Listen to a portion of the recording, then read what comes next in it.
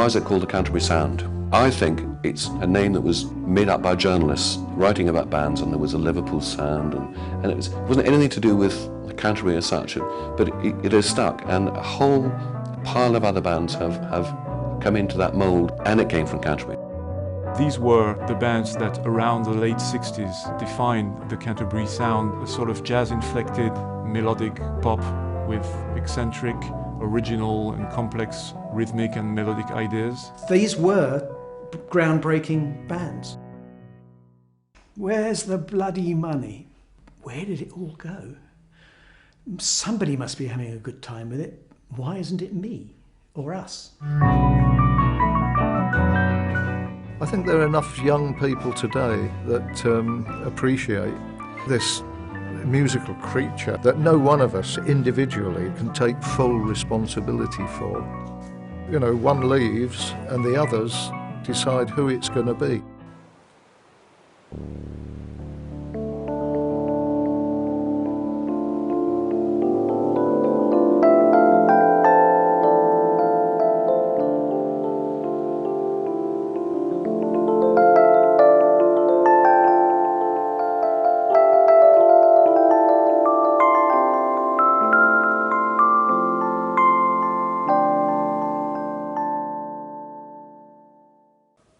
What is the legacy of Canterbury bands to future generations?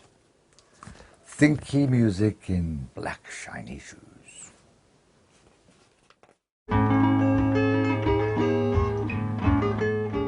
The band The Wildflowers was the brainchild of Brian and Hugh Hopper, who were brothers, and they formed the band with Robert Wyatt, Kevin Ayres, and eventually Mike Ratledge and Richard Sinclair. All mates, friends and family that I was lucky enough to play with.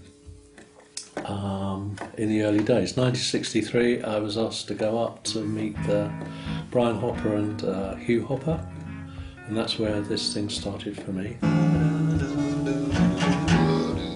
And so we all got to listen to jazz together, particularly at Robert's house. His brother had a good collection of records. And so the whole thing developed. We started to play together. We were playing very experimental jazz and this sort of thing. And then we started going into other areas, blues and rock and roll and so forth. Most of them were written by my brother Hugh. I wrote some of them. Robert Wyatt, of course, was also the other writer in the band. And during that period, David Allen showed up. He was basically just bumming around Europe, was looking for a room to rent, and he showed up at Robert's parents' house, along with which he brought his own record collection, which was quite eclectic. What records did I bring to Robert Wyatt's house when I first arrived there? Charlie Mingus, Thelonious Monk, Charlie Parker, Duke Ellington, Ray Charles, Lady Day, Cecil Taylor, Ornette Coleman. And of course he was the first, I suppose, really hippie sort of person we had met. At that stage, you know, he was quite a sort of phenomenon, if you like, that arrived on the scene. Lots of music from Pacific Islands and indigenous stuff from Australia and Indian ragas galore. For the Wildflowers, we used to rehearse at Brian and Hugh's house. We'd rehearse on a Thursday afternoon, and then we'd watch Top of the Pops on and see what's actually happening, sort of with all the things. Because the gigs were usually Friday and Saturday in those days. There'd be sort of local gigs like pubs and clubs.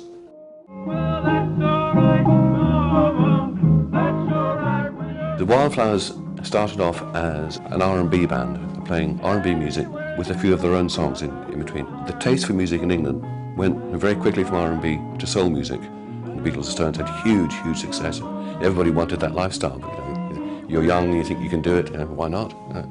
And that went on for about 3 years, and then eventually it sort of started to fall apart, and that's when various members went off to do other things. Although we never actually had a record, and we did a few demo records which we could use to play to people. And I'd collected all these tapes, mostly of rehearsals and a few of gigs. I then put those together in a box set of 4 CDs, which I called Canterbury Sounds. And every night, your kind of love sets me alive. And I get quite often asked by people that listen to the Wildflowers tapes that came out a few years back, why are you singing like a choir? Because that's how I was, that's how I sing, la la la la la. See bright again, so never blue, I go with you.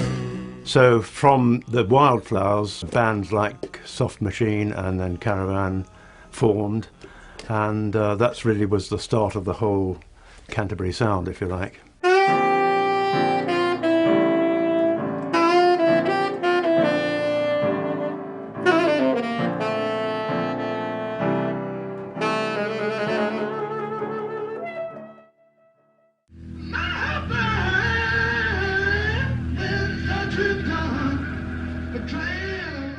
The difference, really, between the Soft Machine and Caravan was that they started before us, a little bit, 66.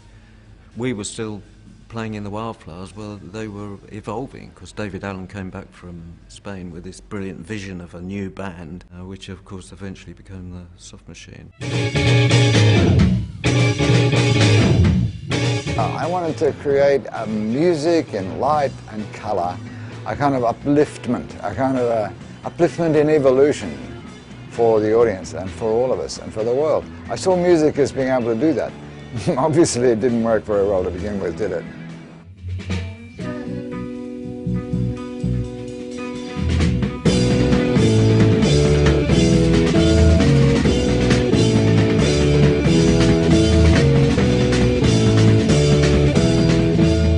They used to play at a place called the Middle Earth Club. Beatles and the Stones, all the great people would go there and check this out. And the two bands that played there every other week was Soft Machine and Pink Floyd.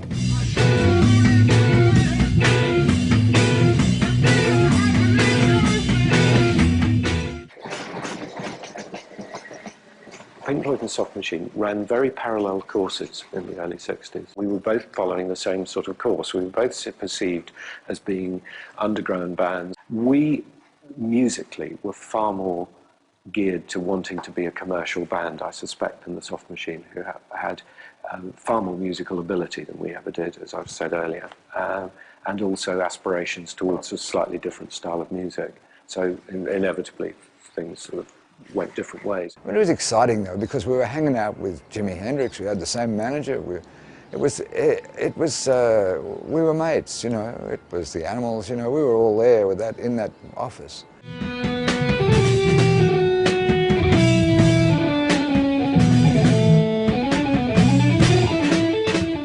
Of course, Soft Machine started with a guitar player, with David Allen, about a year after David had been prevented from returning into the UK by the immigration authorities. So David Allen had to stay and do his own thing, and Soft Machine toured without him. So they carried on as the trio initially with Robert, Mike and Kevin Ayers. And they were managed by Chaz Chandler, who was from the Animals, and he also managed Jimi Hendrix, so he got them on the tour. They have no guitar player, and all the great bands, the psychedelic bands, all had guitar players. They went up to Jimi Hendrix and they said, "Jimmy, you know, we're opening for you. People are all screaming, you're playing loud psychedelic guitar, everyone is amazed by that. We need to do something to get people into what we do." So Hendrix goes, "Well, why don't you just put a distortion pedal or something onto the organ?" Mike Ratledge, you know, immediately plugged in a fuzz box, you know. He was, you know, halfway to simulating some of Jimi Hendrix's aggressive, dirty, you know, whatever you want, you know, sounds from the guitar. Now his organ had more of a lead guitar sound.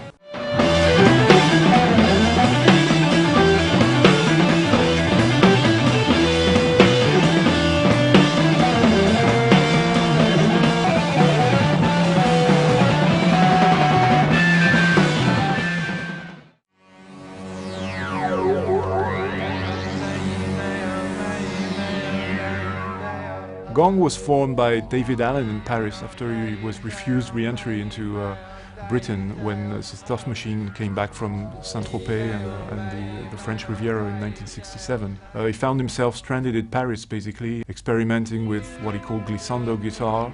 And his wife did this thing called Space Whispers, in which she used her voice to put all these effects on. And originally he started doing poetry and the glissando guitar and the voice, and then added beats, and a full band developed out of that. Welcome, my friends, to Planet Gong. My name is the Divided Alien, otherwise known as Bert Camembert, sometimes known as Sri Cappuccino Longfellow. It's an astral planet which doesn't have physical existence, but which exists in an alternative dimension, which you could call, if you wanted to, seventh heaven. We'd call it anything you like. Which became a real band around 1969 with Didier Malherbe joining it on the saxon flute.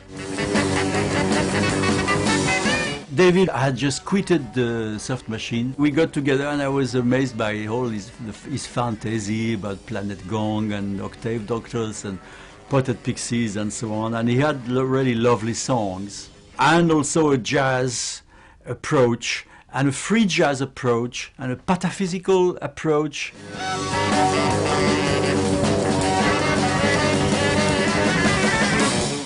We eventually created the gong, and the early gong was really very strange combination of pop songs with a very soft and nice voice of David and some jazz elements and also some free jazz elements.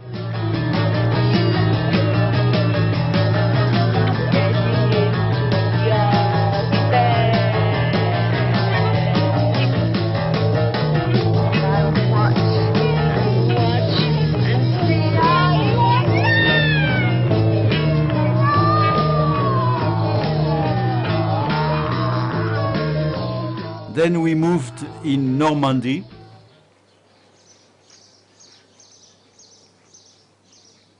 Where we stayed and we started to live as a community, you know, the gong community. That's actually the origin of the Camembert Electric. This was our first record. It's a symbol for French culture, and it served us very well to promote an album in La France, mon vieux. Hey, hey. David Allen, pour ceux qui ne te connaissent pas très bien, tu es quelqu'un dont on a entendu parler au début avec les Soft Machines, puisque c'est là qu'on t'a vu la première fois en France, je crois du côté de Saint-Tropez ou quelque chose comme ça. Soft Machine, j'ai pas des... Oh! Qu'est-ce que c'est ici, tu vois? Il y a des clous, quoi. Tu vois, quand je suis presque à poil, j'avais fait une peinture de mes jambons bleus, tu vois. Vraiment, c'est très dangereux, ça. C'est dangereux. Ou bien sur le sujet de la Soft Machine, le Soft Machine, c'est aussi un camembert.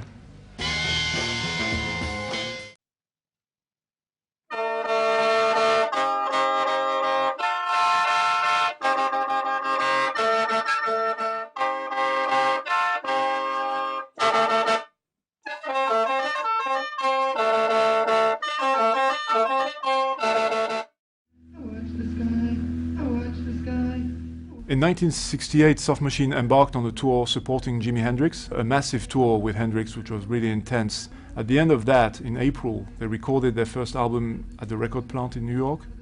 L'atmosphère du premier album de Soft Machine, ça faisait quasiment musique de film.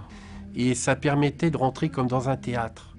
Il y avait absolument tout. Il y avait le talent, il y avait le son, l'originalité et le génie pour avoir réussi à faire une synthèse de tout ça, quoi. Et pour l'époque, moi je l'ai entendu en 69, alors que c'était sorti déjà en 68. Pour moi, c'était totalement révolutionnaire. Ils n'avaient pas une démarche jazz, ils avaient une démarche rock avec des rythmes swing.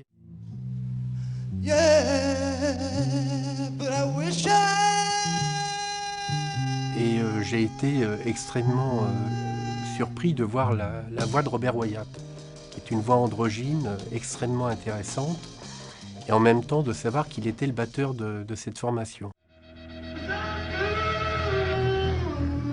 And then they did the second tour with Hendrix. For a while they were joined by Andy Summers, later on in The Police. This was much more moderate in its intensity, but despite of that still broke the band up. At the end of this, they were completely exhausted and wanted nothing to do with the band Soft Machine anymore.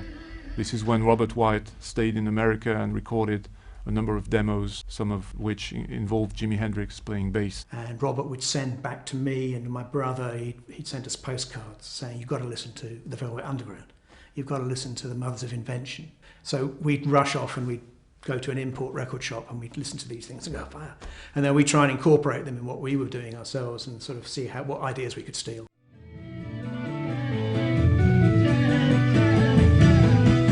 Kevin Ayers did not like the whole touring thing. He didn't like being cooped up in a hotel. It was a very bad experience for him, and he ended up leaving. Routledge goes back to England, and they realize they have to make a second record. So they contact Robert Wyatt, who's here hanging out with Jimi Hendrix and having lots of fun. And they say, we're under contract to do this record. So Wyatt goes back to England, and they work on Soft Machine Volume 2, and to replace Kevin Ayers, they used Hugh Hopper, who was the roadie, who had already been in the Wildflowers with those other guys. Hugh Hopper, he was there with Jimi Hendrix when they had that discussion with Mike Routledge about the fuzz thing. So he started using the fuzz on his bass on that first tour. Really, that's when the Volume 2 material started, because some of that was based on Hugh's songs which were originally written for the Wildflowers, and then increasingly Mike Routledge's much more complex instrumental music, multiple time signatures and unusual time signatures, etc., started to form at that stage. They had so much fun in the studio creating that record, they decided to stay together.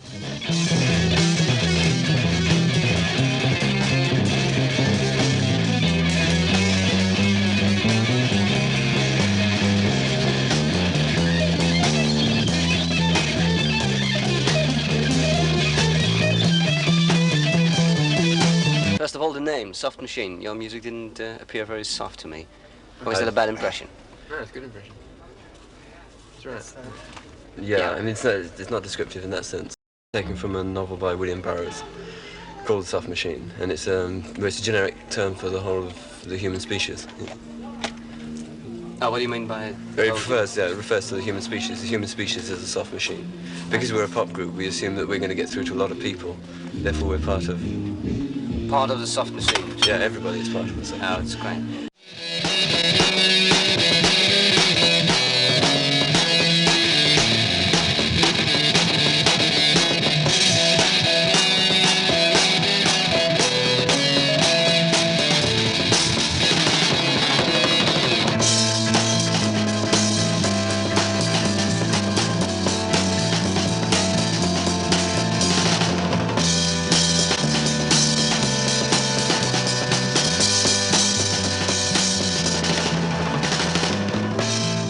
Why do you do 1 hour concert and not like every group playing some tunes and the audience can't do in between? Yeah, right. I get so when we started out about 4 years ago, you do a number and stop, and everyone goes, get off. And if you keep going continuously, they can't do that till it's time for you to go anyway. Yeah, that's great.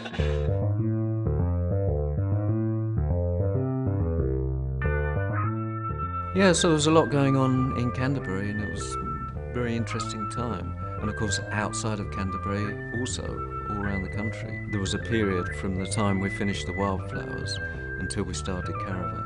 When I was young, I was involved with churches, cathedrals, and a lot of singing and listening to hymns and anthems. So I had all this church music flowing through me. So all these influences came to fruit, really, when I started playing with Caravan and composing. It was just the four of us, Pye Hastings, Richard Coughlin, Richard Sinclair and myself. It's a train of people, it's a train of ideas, it's a train of thought. The name Caravan means that to me.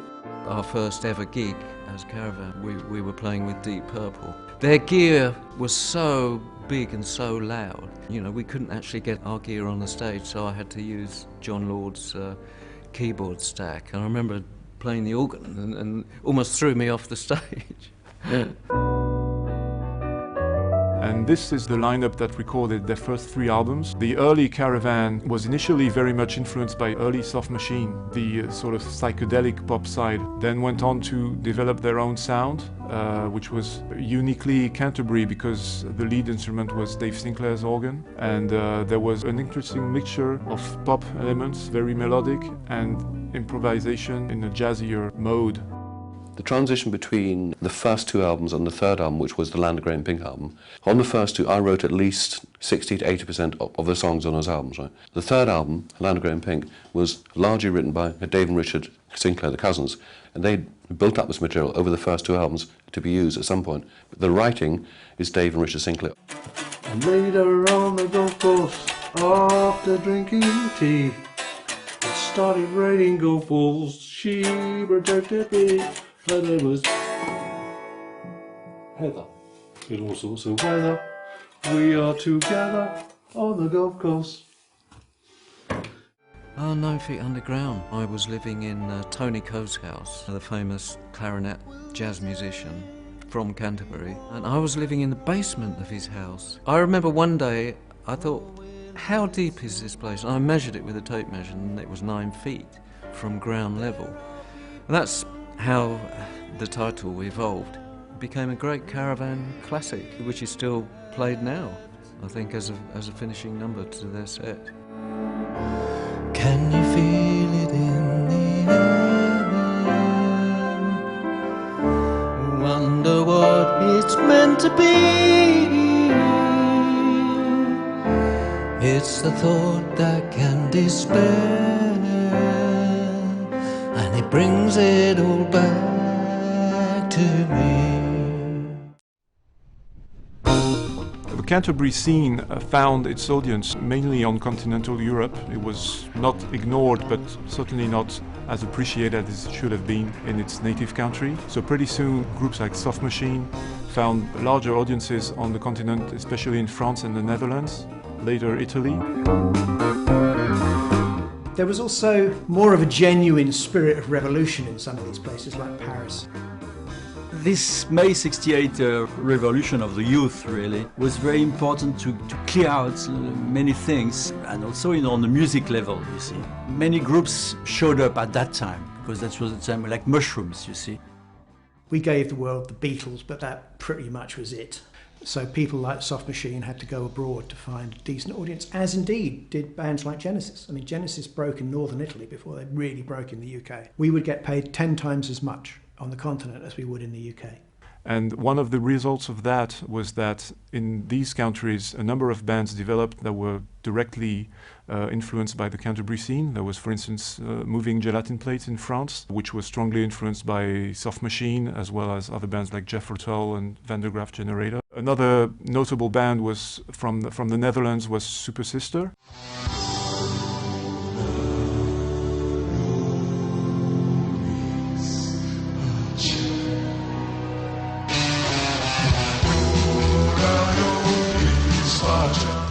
I was the singer of the band, but I never considered myself as a real singer. I always thought of myself as being a sort of fifth instrument. The vocal should always be somewhere in the music, not a vocal with music as a underneath, you know.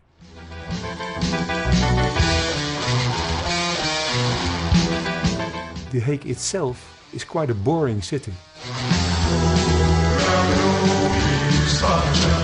So there was a good culture in the city growing up as a band, because there was nothing else to do, so you had time to rehearse and everything. And at a certain moment, like 67, 68, there were about 3,000 bands in The Hague. You walked through the street with the open windows, you heard a guitar, you heard a bass guitar, you heard the drums or a complete band. And then a few years later, I heard 5 minutes of Soft Machine. Wow, aha, this is how you can do it as well. Using an organ with a fuzz and a wah-wah, no guitar, and the things that I learned at the conservatory, mostly the things that were not allowed, that all together became the key to the Super Sister music. It was the cream of that commercial increase. In 1970 we had the chance to record our first single. The song was called She Was Naked. In those times there was a very important ship called Radio Veronica. It was on the North Sea and it was broadcasting over Holland, and it was illegal. And they were the ones who picked up our first recording.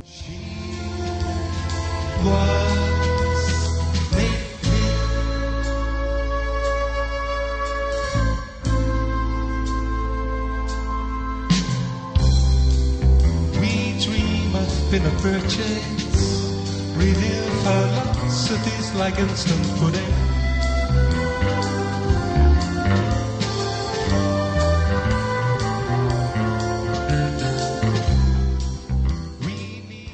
In the same summer was also the first big pop festival in Holland, about 100,000 people in 3 days. And we were one of the few Dutch groups that were asked to play there. And for the rest was Soft Machine, Pink Floyd, Jimi Hendrix, and so on and so on. After She Was Naked became a hit, we had the privilege to record an album. We had to do it in 4 nights from 12 till 6 in the morning. We could do it in those 4 nights, and we made a present from Nancy. The second album, the whole technical thing was more developed. It was 16 tracks instead of 8 tracks with the first album. The third album is the album of the truth for every band. There was nothing left. We really had to write all new material for the third album, but I think we did a good job on it. We were really concentrating seriously. In the late 60s, we already played a lot in Holland, 2 times a day or something. It was really going on strong in Holland. Also, like outside Holland, we also met other groups like Gong, Caravan. When I talk about Soft Machine, I mainly talk about the first 2 albums. After that, they started sort of floating back to jazzy things. We also did with Super Sister. That was also like the moment that I decided to stop. In those times, Sasha came to me with some lyrics that he wrote. I found it really nice to make a last album with Sasha, the last Super Sister album. It was sort of easy step back and a very nice way of saying goodbye to Super Sister forever.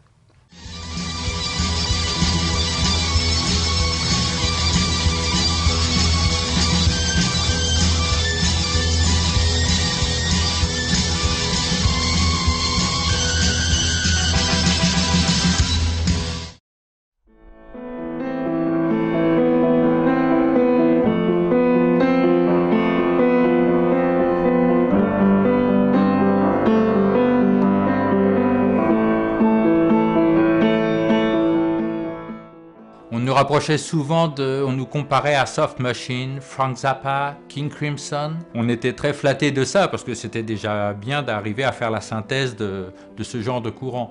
On était vraiment dans le courant Canterbury. On jouait beaucoup de mesures composées, donc ça nous rapprochait de Soft Machine. Les 7 temps, les 5 temps, les 11 temps. Après Frank Zappa, bon, je pense que c'était les chorus de guitare wah-wah, le côté un petit peu fou, des choses de voix dans les disques comme ça qui faisaient penser aux Mothers, mais on n'avait jamais un morceau qui sonnait vraiment comme Frank Zappa ou un morceau qui sonnait comme Pink Floyd.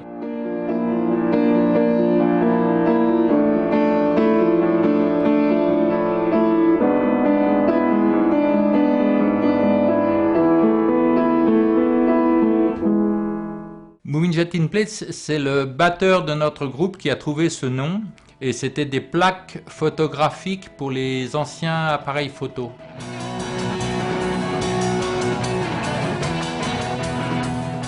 En 1970, la plupart des groupes en France étaient soit des groupes de rock, très influencés par le pur rock anglais et américain, soit des groupes très politisés comme Comintern, Red Noise, Crium Delirium. Nous, on était plus dans l'optique la musique, l'art pour l'art.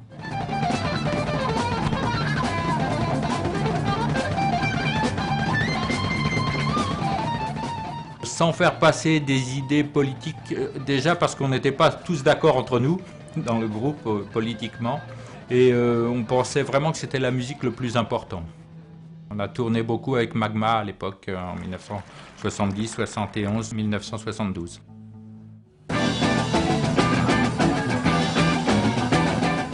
Il a été enregistré très rapidement et c'était les morceaux qu'on avait travaillés, c'était plus des morceaux de scène. On a enregistré très vite, quasiment tout en direct, très peu de re-recording. And this one is the second album, The World of Genius Hands, in 1972. Le génie résidait dans la folie.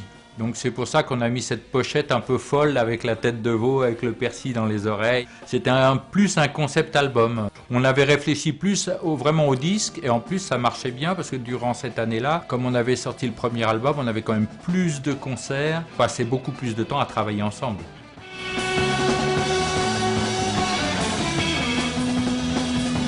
C'était un public très marginal, comme toujours aujourd'hui.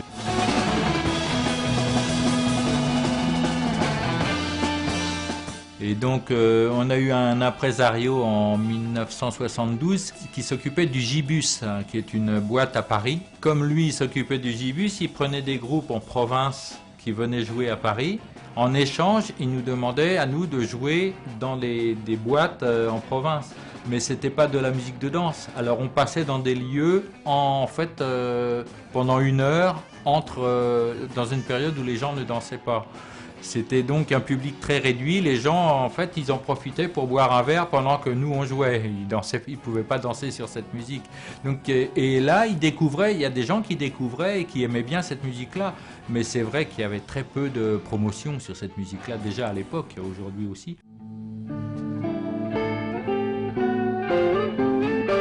On devait beaucoup d'argent pour le matériel, on avait acheté beaucoup de matériel, la sonorisation, les amplis, les guitares, on avait beaucoup d'argent et on ne faisait pas assez de concerts et on a des problèmes d'argent. Ils ne pouvaient pas continuer.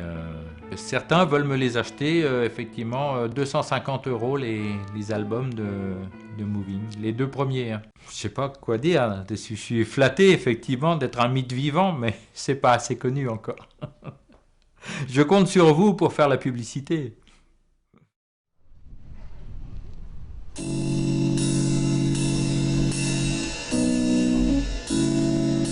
En France, quand on s'engage sur une voie musicale aussi alambiquée, on a plus tendance à être pris pour un fou.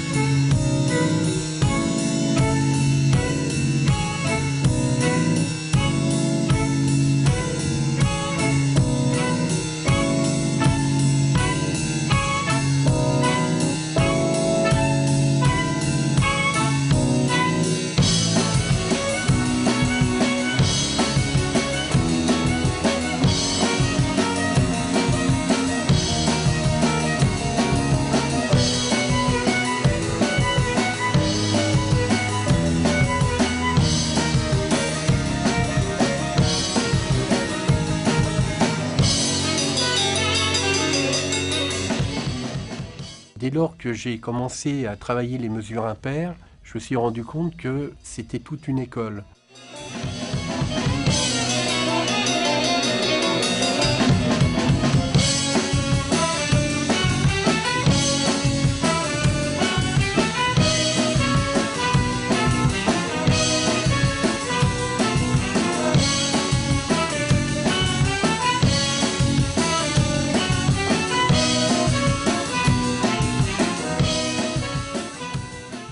Que dans la musique de Didier Thibault, justement, de Moving Gelatine Plate, c'était vraiment très. Il y avait beaucoup de rythmes impairs, il fallait que je m'y mette. Et je me souviens qu'un jour, il m'avait invité à jouer avec ses musiciens, et j'étais tout tremblant, je me demandais si j'allais arriver à jouer de la batterie avec eux, parce que pour moi, c'était le début, en fait. Didier était très pris avec son groupe, et il était difficile pour lui de faire un groupe avec moi. Donc il a fallu que je trouve d'autres musiciens que lui pour faire ma propre musique. Alors donc le premier Forgas Band Festival, je l'ai sorti en 97. Il s'appelle Roue Libre.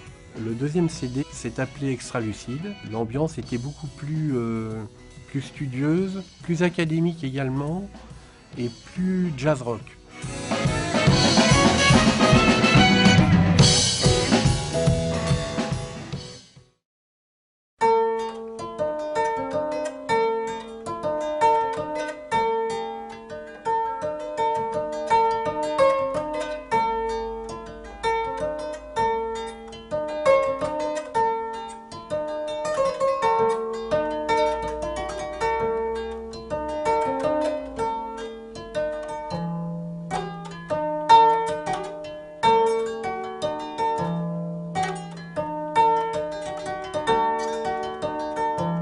I was born in Ismailia in the British military hospital, and my father was in the army, and he was posted to Nairobi, which was Kenya, then a British colony, where I was exposed to quite a lot of non-Western music.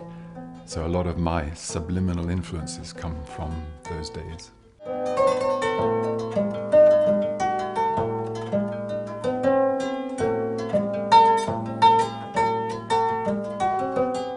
When we were the band Uriel, it was essentially three musicians, myself, Steve Hillage and Dave Stewart. We advertised for a drummer and we got Clive Brooks, who was ideal. We never recorded anything as Uriel, but when Dave, Clive and myself had got the contract with Decca as Egg, we were also asked to do a progressive psychedelic album. So we had to create this fictitious band, which we called Arzakel. We used pseudonyms and we got together as the original Uriel lineup. My memories of our first album, I brought in Soft Machine's first album and I gave it to the engineer and I said, I want our album to sound like this.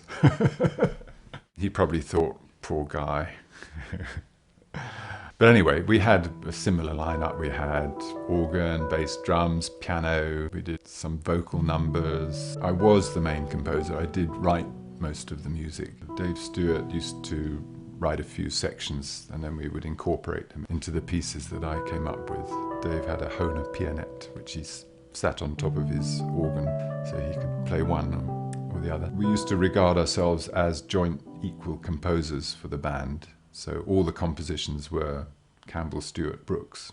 What was going on with our second album? My memories of that album, I was a bit depressed. It all felt like too much effort, and I was getting more interested in spirituality and philosophy.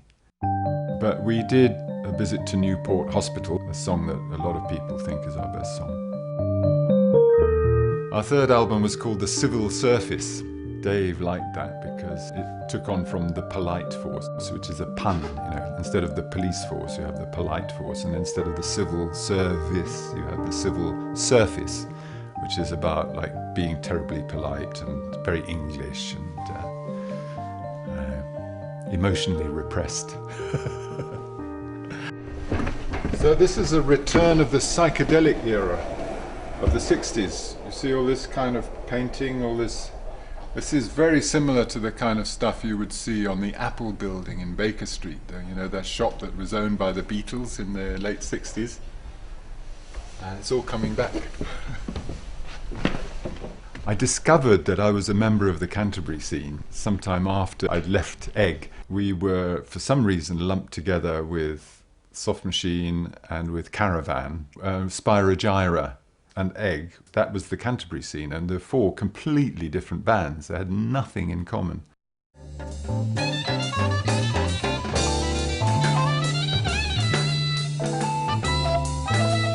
Elton Dean was in Keith Tippett's group, and Soft Machine was so enamored by seeing this Keith Tippett group with this horn section that they decided to hire the entire horn section for the band.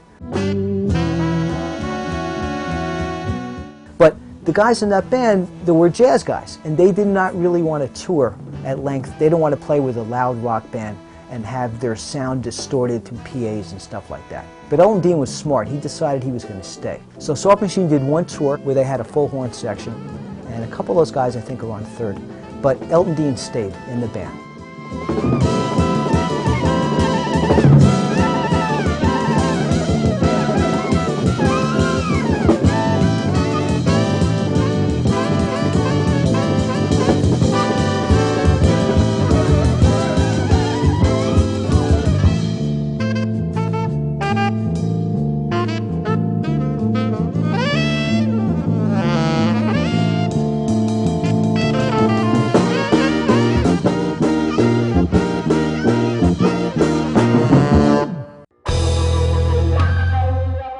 I believe that the classic lineup of Soft Machine is what is on the third album.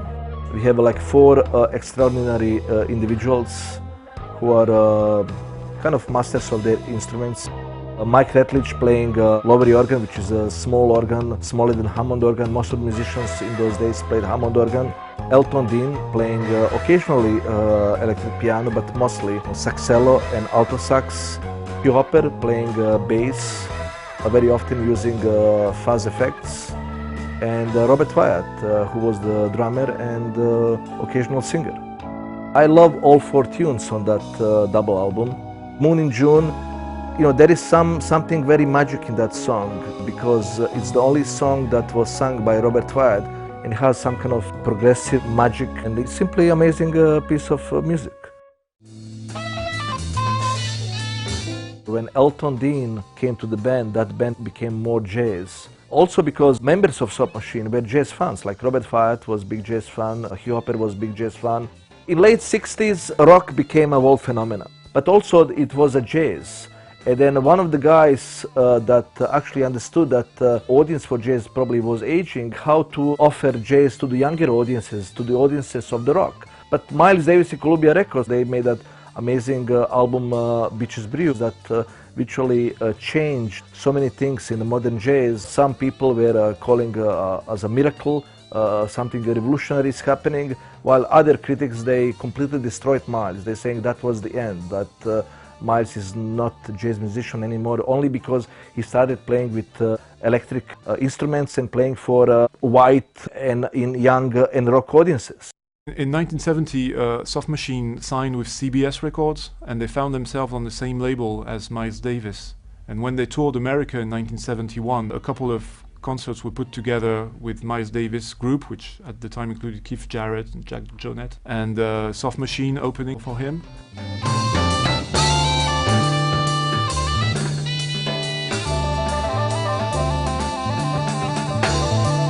Soft Machine were always considered kind of British answer to Miles Davis.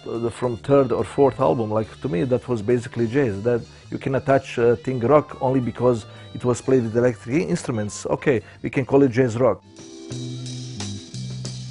He had a unique voice. He doesn't sound like anybody else. He has a very high voice. I can still remember the day my baby was conceived.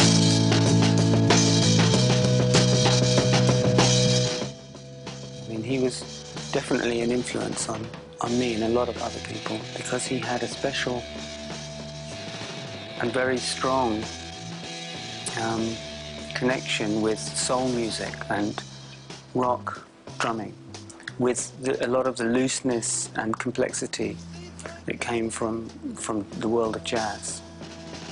So as a drummer, he, I think, was very influential, and he played, you still can hear on records, absolutely extraordinary melodies that he played on the drums. I mean, he was a melodic player. And then he became a singer. This was a whole new world.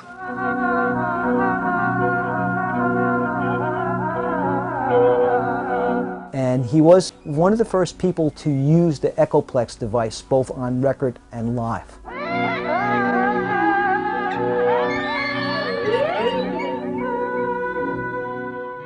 He had a fight with the members of Soft Machine. Soft Machine 3rd has him singing on one song called Moon in June. Great, great, great song. But the members of Soft Machine had become a jazz rock band or a jazz band, and they didn't want singing in the band. So Soft Machine 4, no singing. And Robert Wyatt made a solo record that same year as 4 called End of an Ear. And it says on the bottom, in quotes, it says, "Out of work pop singer currently playing drums with Soft Machine." That's what it says. So he was kind of fed up. So he was getting angry with the band, and eventually in '71 he left. Around about that time I got a call from Soft Machine. They decided on their 4th album to expand and move away from the vocal element. Although it was still Soft Machine, there was Mingus in there as well, and I don't take any credit for that. The writing is what made the thing. Robert Wyatt left Soft Machine in 1971 and embarked on a solo project which was going to involve Dave Sinclair from Caravan, and this quickly morphed into a band called Matching Mole, which was a pun on the French translation for Soft Machine. And with those two, guitarist Phil Miller from the band Delivery, which was sort of an evolved experimental blues band, and the bassist was Bill McCormick from Quiet Sun.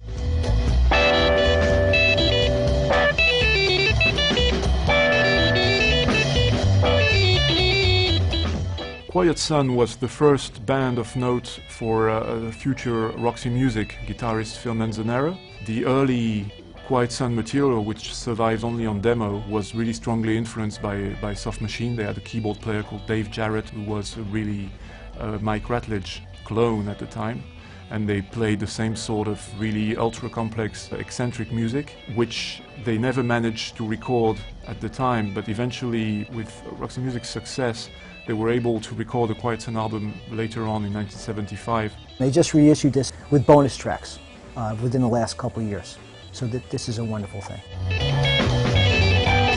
Bill McCormick was a good friend of Robert Wyatt's and was a really big fan of Soft Machine from the early days and a friend of the band.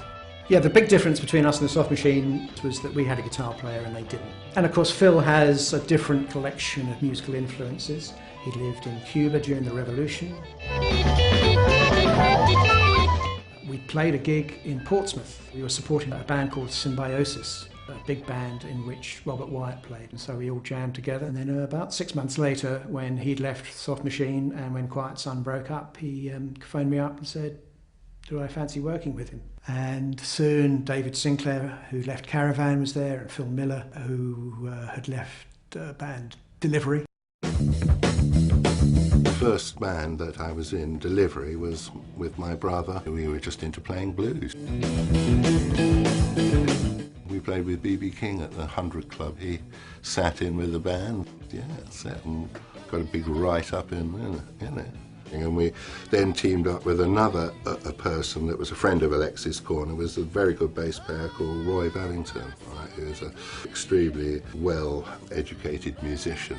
It was a band that enjoyed rehearsing, was very loud and very wild. The tempos would get faster, and we kind of stuck it together and ended up doing the album with the mandala on the front.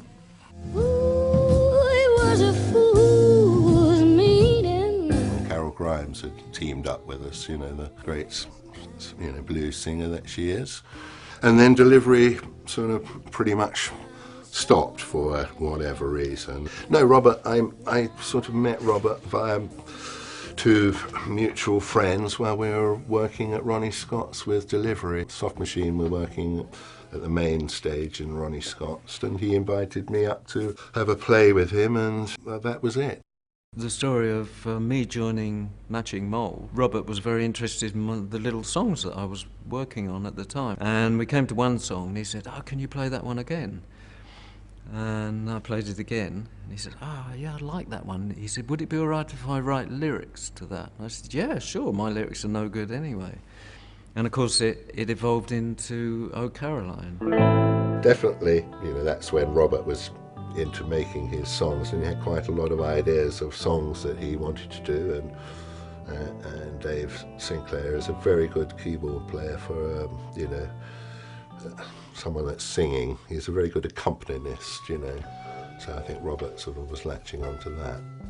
And it very clearly and quickly became the case that it was the sort of fairly fragmented ideas that Robert had and the rather more constructed ideas that Phil Miller had that were going to be the direction the band was going to take, not the formal, structured pieces that Dave Sinclair wrote for Caravan, for example.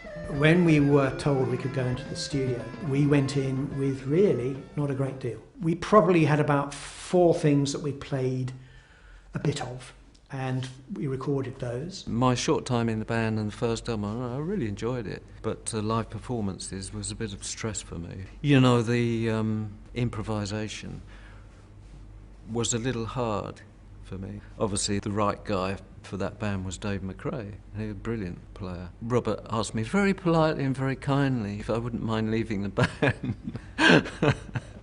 So Robert, it's just such a great guy. I'd never worked in the way that Robert did, and he had such incredible energy and enthusiasm and many other attributes as well, but those are the first things that strike you. As those new ideas came in, from David and Phil in particular, the performances became a lot more structured, actually. They still had interminable fuzz-based solos.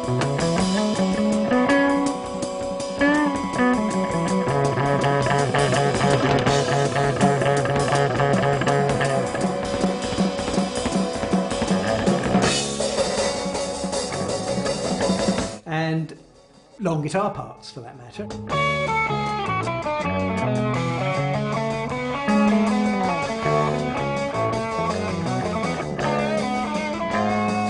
Robert would still do his Echoplex singing and screaming and terrorising the audience bit. But between that, there was a lot more structure than there had been when we started, and that was the direction the band was going in, and that was the direction that created Little Red Record, the second album. But very quickly, our manager, who was the same manager as the Soft Machine, got us over to places like Brussels and Paris. Places like Paris, we were treated almost as stars, which was quite surprising. Well, Robert was. He just went along for the ride, basically.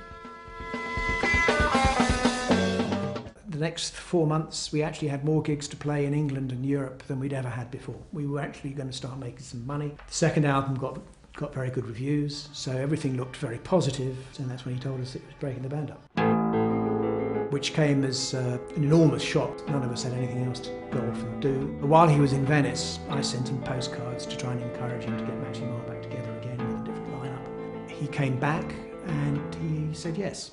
And we actually started messing around with some ideas.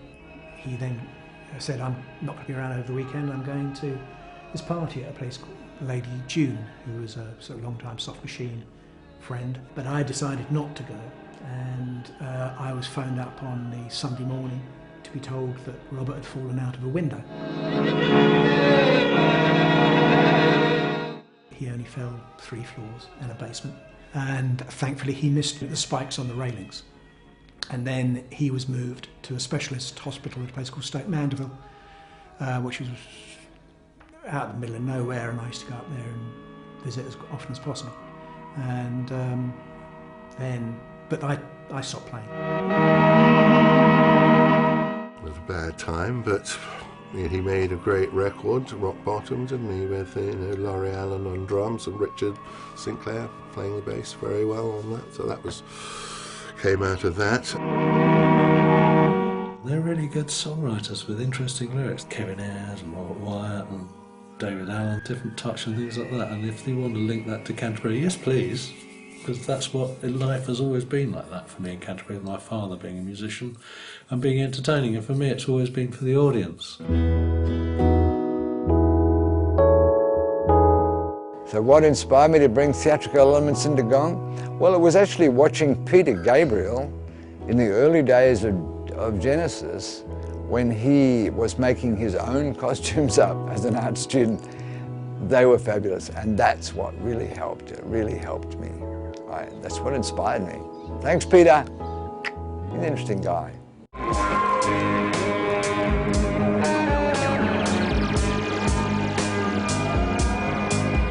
Hello. We come from a planet called the planet Gong. It's a lovely green planet right over at the back of the sky. They still haven't yet discovered this beautiful planet.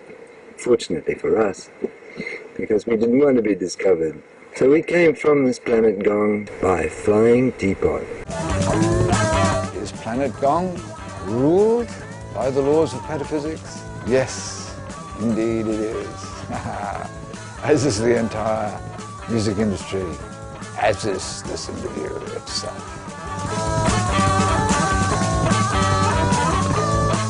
We were living in France, actually, in a pavillon du Hay in the forest. We signed up with Virgin, and with Virgin we did 3 records, the trilogy. We started with Flying Teapots, and then the second, Angel's Egg. I was an angel's egg, which God ate for breakfasts.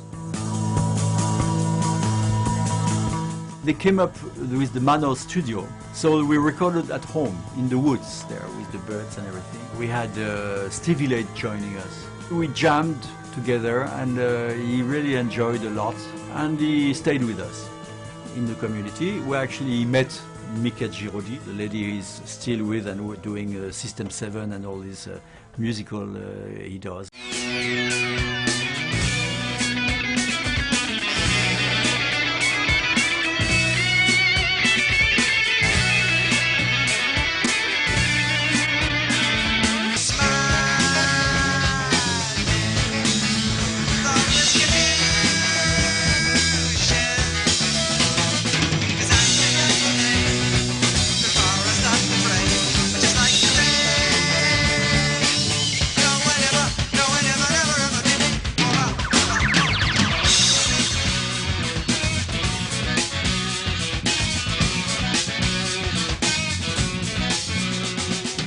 And the third one was You.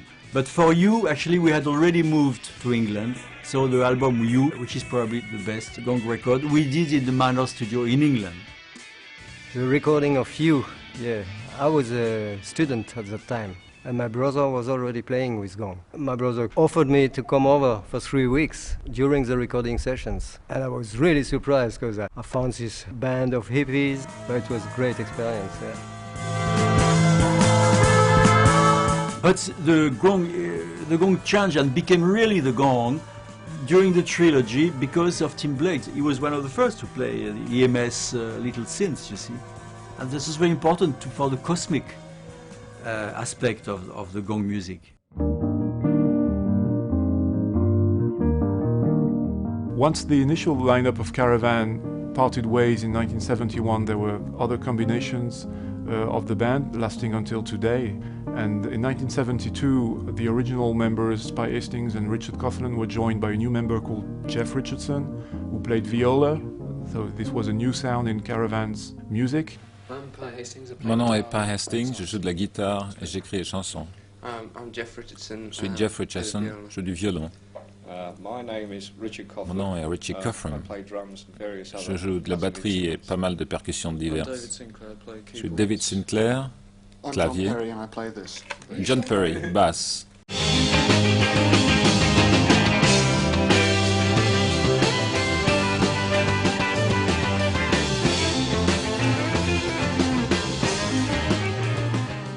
There was quite a lot of discomfort amongst the fans, I think, that suddenly, from nowhere, unannounced, there was a string player in Caravan, because the only soloist that people were familiar with was Jimmy Hastings, Pye's brother, playing flute and sax. And suddenly I was playing the viola, and I think a lot of people said, well, why? Why a viola in Caravan?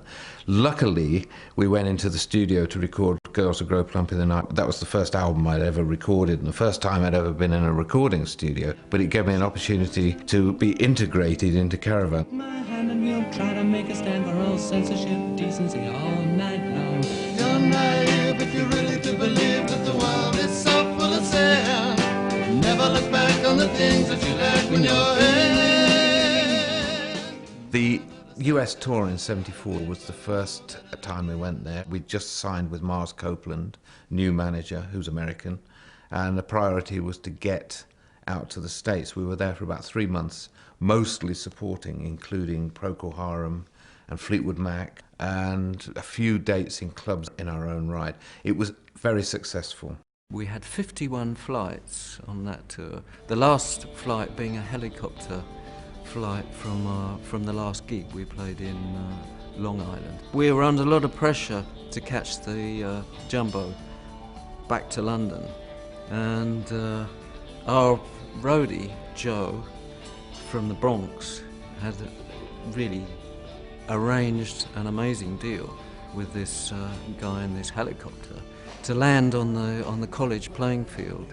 And he said basically to us, when I say run, run, because we got to get that chopper, you know, to catch the Jumbo Jet.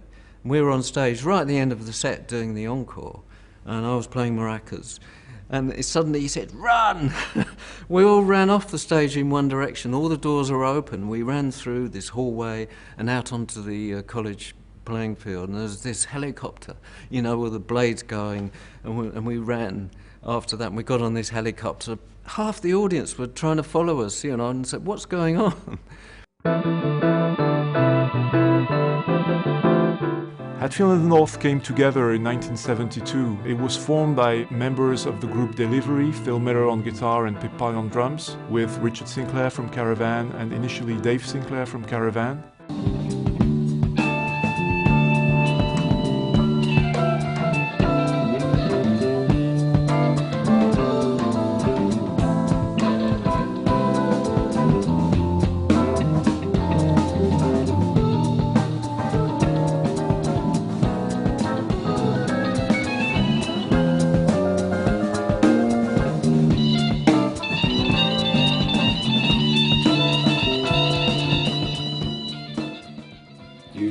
Tried hard writing songs for you. They're not as good as you look, I know that's true, but at least they rhyme, that's quite hard to do. If you want a story that's tough on you, I can write a love song that's new.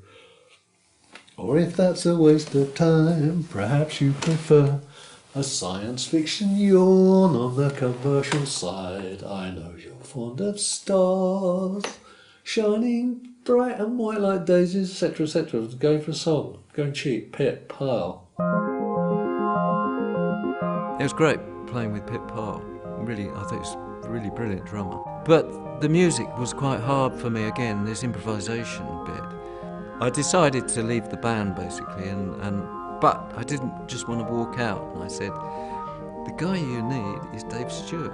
He is perfect. If he'd joined, you make a brilliant band. And of course, that's what happened. Dave Stewart started out in Egg, worked with a group called the Ottawa Company with members that ended up in Henry Cow. Anything he's ever worked on is very ambitious. And things are not simple in any way. That music is complex. It's always changing. It's going through a million different time changes. So the first Canterbury supergroup would be Hatfield and the North. Everyone was excited to hear these guys play when they first came out.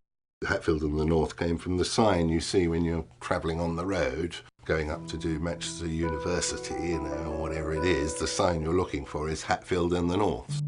They made two records. Their first record, which was on Virgin, which was becoming the progressive label at that time, had Robert Wyatt singing backup vocals on it. This record comes out in '72. That record, all the songs are continuous. So they're kind of in the Soft Machine vein. That fuzz organ sound that Mike Ratledge invented is also on that record too. And Dave Stewart is obviously influenced by them. Interestingly, in both cases, Soft Machine and Caravan, Robert and Pye Hastings had their counterparts with much lower voices. Kevin Ayers in Soft Machine had a very low voice, and Richard Sinclair similarly had a similar sort of voice. And so in both bands there was this dual vocal identity with a high-pitched voice and a lower voice, which complemented each other perfectly, and that's another important aspect of the early Canterbury sound. Some sort of joke you're playing. Is it 'cause we didn't pray? Well, I can't see the point of the world without the action. Are you just hot air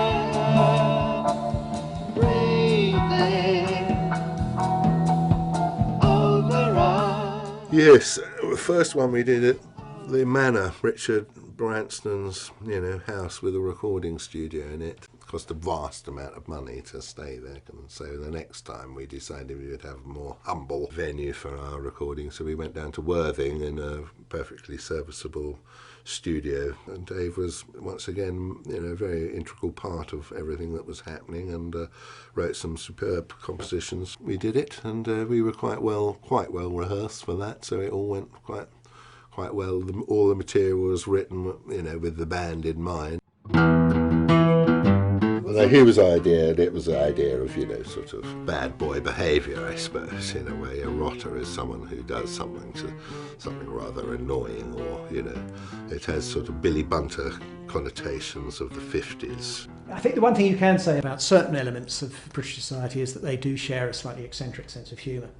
You have to look at something like the Goon Show in the 50s and 60s, Spike Milligan and Peter Sellers and people like that, which was pretty off-the-wall stuff. I doubt very much whether any other audience in any other country, including English-speaking ones like America, would have had the first idea what was in the heads of the people who were doing that. And of course, that then progressed to things like Monty Python. I think you have to understand that English society particularly is very class-based. So you'll have the working class bands like The Who. They would not have the same sense of humour that a band like Genesis had. So they're all kind of upper middle class. Our main characteristic is self-deprecating. We like to make fun of ourselves a lot. It's not like American musical humour, Spike Jones and the City Slickers. It's not that type of humour. It's much more subtle. It's poking fun at ourselves and our vulnerabilities and our stupidities and our excessive aspirations. Part of that, I suppose, got fed into some of the songs that were being written, and I think that became even more evident in bands like Caravan, for example. One thread that seems to run through Caravan is sauciness, and it really originates from Pi again. I think he's carried on that thread right the way through the 23 odd albums we've done, punning names, punning titles. It seems to be very much a Caravan thing. Right back to If I Could Do It All Over Again, I Would Do It All Over You. To Hatfield and a lot of the other bands, it was almost de rigueur to have punning titles for songs and funny album titles, but it's a very English thing. I think it's our generation. It might be lost on later generations, I'm not sure. It's a show and you've got to be lively, haven't you? And Pip and Dave were very much into the humour of it, and Pip would do all sorts of crazy things on stage. So when we did a concert with Gong, Pip decided he would have this array of teapots that he would demolish with a club hammer, and as it happened, he did this on stage, Of course, one of the bits shard, China came up and nearly hit him in the eye and nearly blinded him. So it was so wonderful that the flying teapot got his own, but after that he decided that there was some sort of karmic forces at work. They wanted to come to America, they never got a chance to come to America. But they never really got the recognition they deserved, and they had a hard time surviving, and guys in that band would have to do other things to stay alive. And Richard Sinclair left and did solo stuff. So Hatfield eventually broke up. And then slowly it turned into National Health, which was a band with little or no vocals.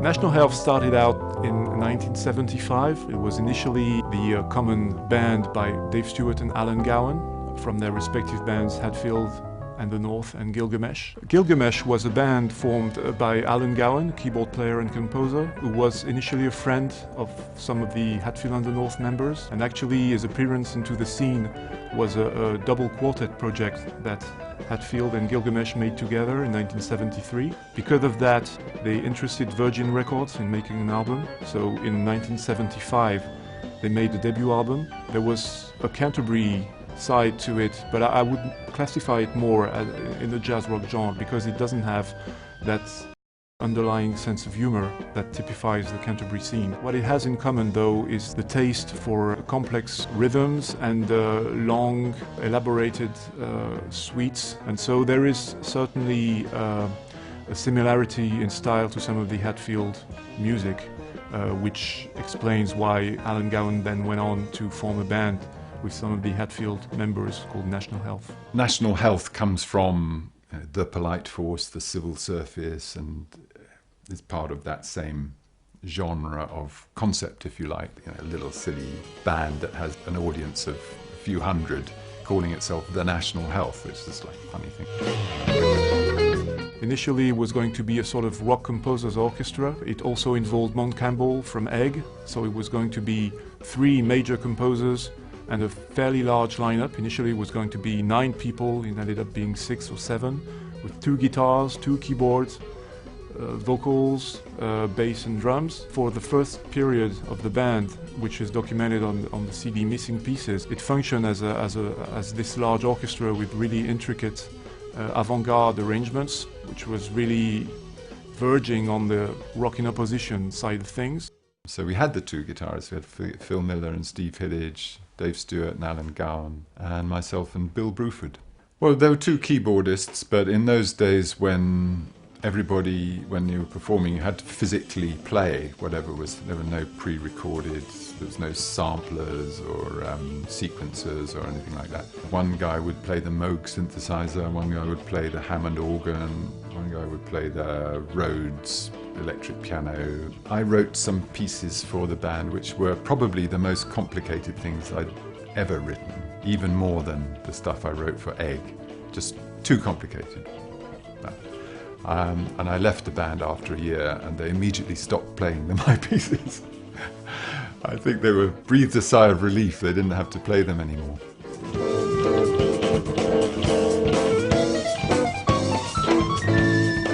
And then after that, Pip joined the band. Dave then decided to record an album. We did the first National Health album, the one with a patient in bed. Dave wrote some nice, beautiful material, as did Alan. They co-wrote they wrote some pieces together, which was nice. And Amanda Parsons was singing. After Mont Campbell and then Alan Gowan left, it became more of a traditional Canterbury band. By this time, it had 3/4 of Hatfield and the North in it, with John Greaves from Henry Cow. And we toured all around with Pip and myself and John and Dave, and we recorded a very nice album. The second, Cues and Cures. National Health was at its best probably then for a brief 6 months, We then had a bit of a tragedy. Dave left the band. There was a lot of work there to be done, and so Alan had left the band by then, and he rejoined, so we had a band with Alan, myself, John and Pip. We went all around Scandinavia and Europe, went to America, toured America. Did quite a lot of work, but didn't record anything, but did lots of gigs. So they toured. I saw them play in New York twice, early 80s, I guess, and they were pretty amazing. Today there is a lot of bands, not only in major territories like in Western Europe or in North America or Japan, but everywhere in the world, in South America, Southern Europe, Eastern Europe, that they are influenced by one or two or several of those Canterbury scene bands. On melodic side, like compared to Caravan, there is an amazing band from São Paulo, Brazil called Violeta do Outono. Then there is, of course, a DFA, specifically with their fourth album called The Fourth. And a band from Barcelona, Spain, Planeta Imaginario.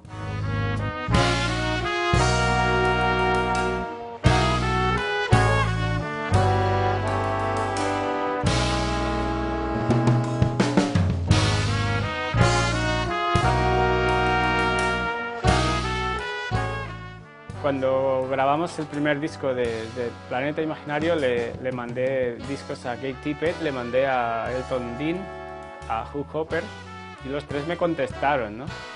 Y eso también me hace a mí admirar a una persona que ha hecho algo tan importante, que tiene 10 minutos de su vida para contestarme y darme las gracias, y esto para mí es muy admirable.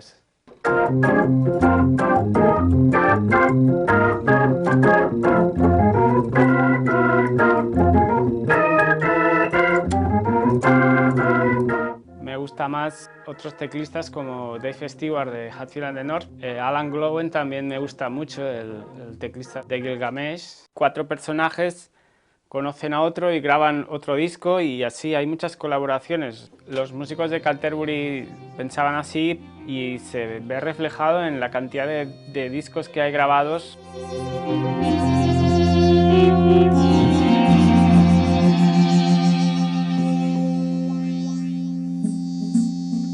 Se han pasado 40 años. Yo nací en el 78. A pesar de que estábamos inmersos en una dictadura fascista y estaba la cultura muy reprimida, la gente de fuera venía y venía a disfrutar de las cosas buenas que hay aquí. Muchos músicos vinieron a Ibiza y a Mallorca. Estuvo David Allen, que estuvo bastante tiempo, y hizo un disco creo que era con Pau Riba, que es como un clásico aquí de los hippies catalanes. Por eso iban un poco a las islas. Las islas eran un poco más... No había no estaba tan cerrado ahí, había un poco más de libertad. Estaba prohibida la música y toda la música era de contrabando. La gente iba a Francia, compraba algo, venían todo escondido. Aquí 70 hubo grupos de un estilo muy similar a Canterbury que se llamaba Rock Laietà, como Iceberg, como Orquesta Mirasol. Era jazz rock, pero con rollo más mediterráneo.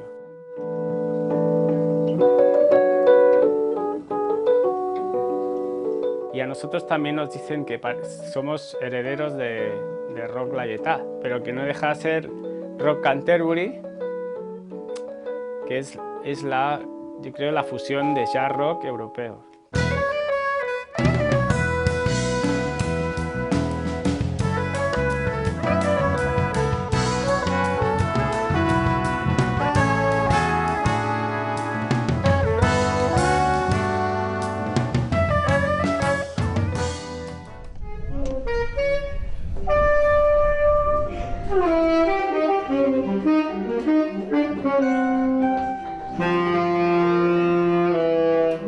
The Canterbury influence was always there. I was obsessed, almost obsessed with the Canterbury scene. I was, going to London to buy records which were not available in Belgium, and I had to buy them from obscure record stores sometimes because they were rare records, and I was really into it. I think the reason why I found that scene so fascinating was because of the peculiar mixture of Britishness, which was something exotic to me as a Belgian, and American and European jazz influences, the pastoral quality of, say, Caravan's music.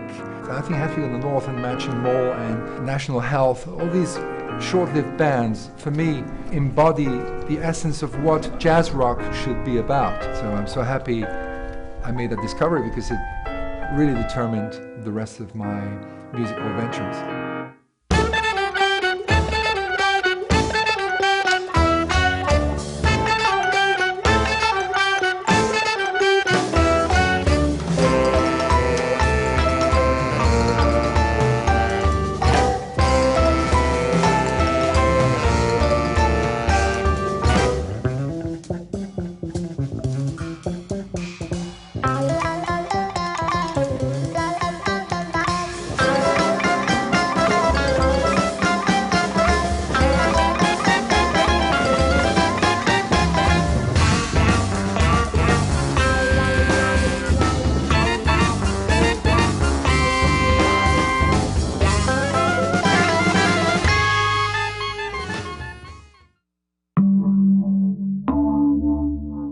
Once Robert Wyatt left the band, they wanted to hire John Marshall, who was very well-known jazz drummer in England. But John Marshall was busy touring and recording with Jack Bruce. They had to find another drummer. And that drummer was an Australian guy called Phil Howard, who previously played with Keith Tippett and Jeff Green.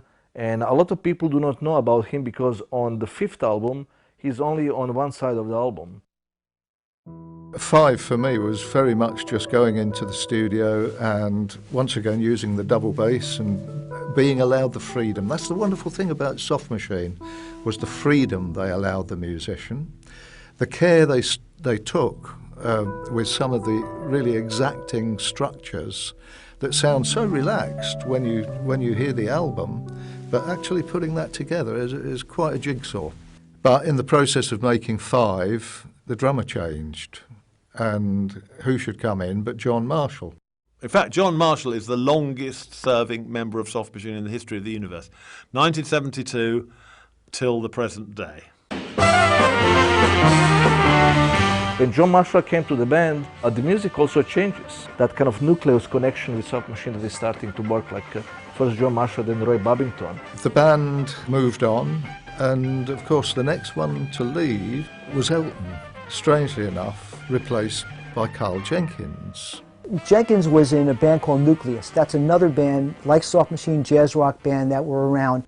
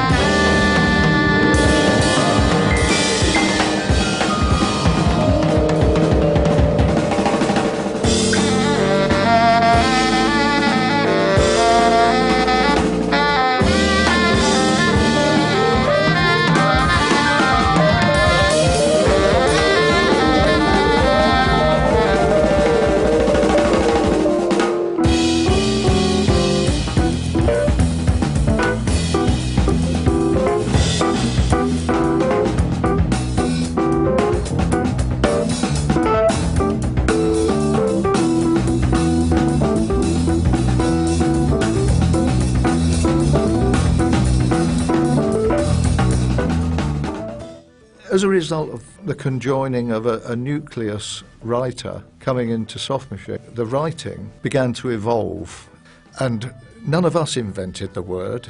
I think it was invented by marketeers, and it was fusion was the word. It's a media word. I don't like that, and I don't think the other guys like that very much either, because what we treasure is the freedom with music and the freedom to improvise, to extemporise on shapes and forms that come kind of almost magically.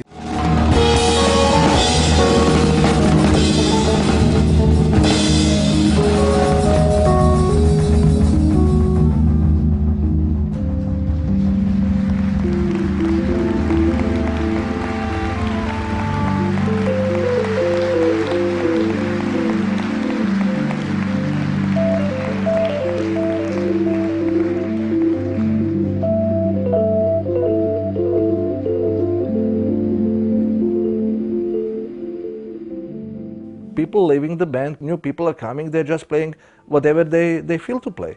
And the music involved. That's why, like, I know that a lot of people do not like Seven. For me, Seven is one of my favorite albums because it's amazing. Carl Jenkins probably technically is not Elton Dean, but he's an amazing composer. And I believe that Seven is one of my favorite albums. This is Soft Machine 7. This is right before Bundles.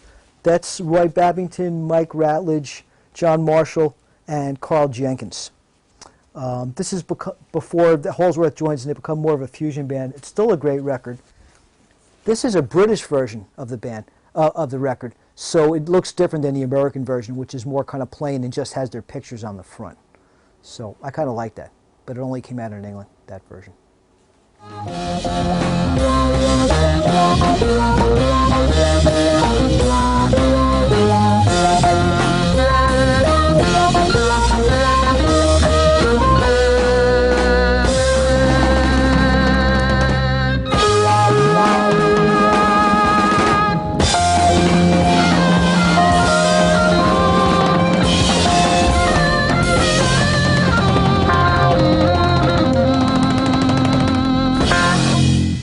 And to me, one of the greatest playing of Mike Ratledge ever. That's on Seventh.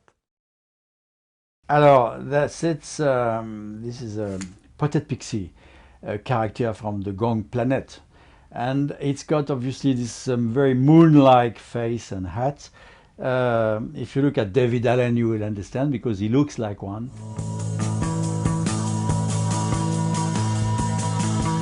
At the time, we are Gong moved in England with the Virgin contract. And we did tour a lot. In all those big venues, Leeds Town Hall, Birmingham Town Hall, Manchester Free Trade Hall, all those big 1900 places that was starting to get open to rock groups. We toured along with the other artists from the Virgin label, and the main one and the closest to us was Hatfield and the North. What was fun about touring with Hatfield and the North? Well, for sure, it would be that madcap mate of mine, Pip Pyle. No doubt.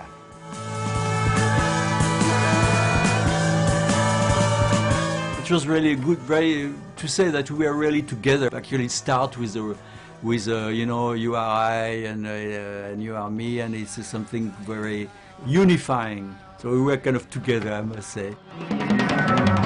David, est-ce que tu aimerais habiter dans une communauté de 150 personnes? Non, j'aime pas les communautés, moi.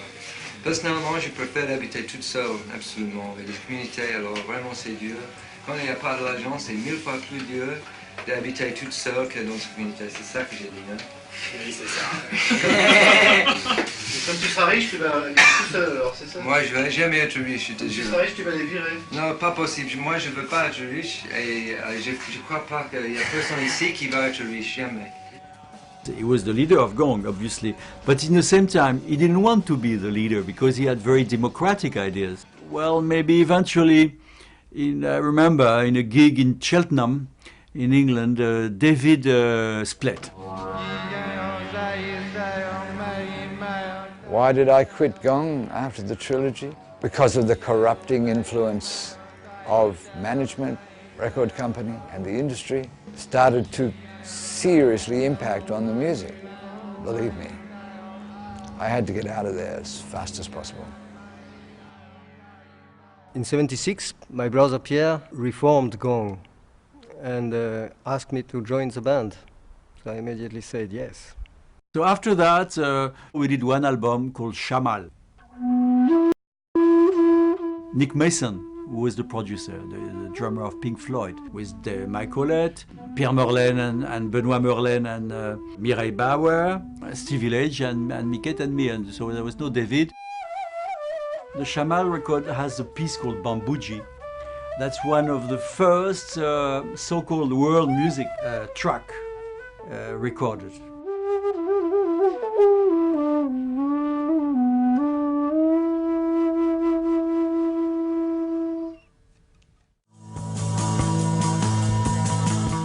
But after that, I didn't want to do so many gigs. I was the only one from the original band, and I was also the original Potted Pixie man, you know. This group was kind of jazz rock. It had lost completely its roots.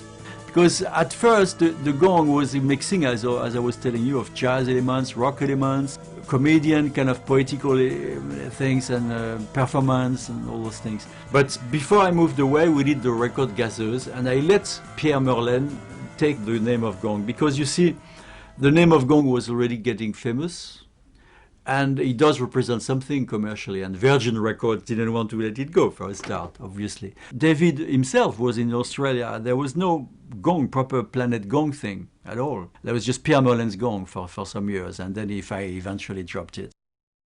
Pierre Merlin's Gong was very much jazz rock.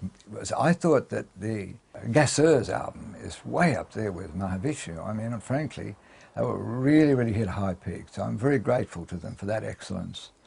And then there was a bit of a gap. But the fact of the matter is that there's so many different styles of music encompassed by Gong that people come to the band thinking one thing and they get something else. I remember in England, the guys used to come and say, "Who's on tonight then?" It was this Gong, and they'd go, "Who's playing tonight?" So Phil Miller started a band which still exists called In Cahoots after National Health. Great band. He made a bunch of great records.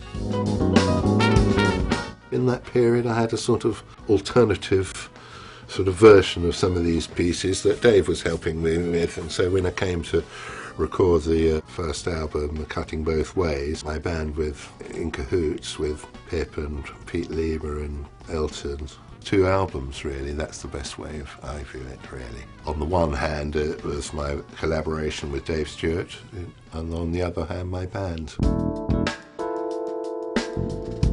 I think the main thing in Cahoots was in 1987 when I met up with Fred Baker, who's been my, stalwart and companion in music since then, the fantastic bass player who Elton recommended. I don't think I could really have a band without Fred very easily, so, it was a very good point.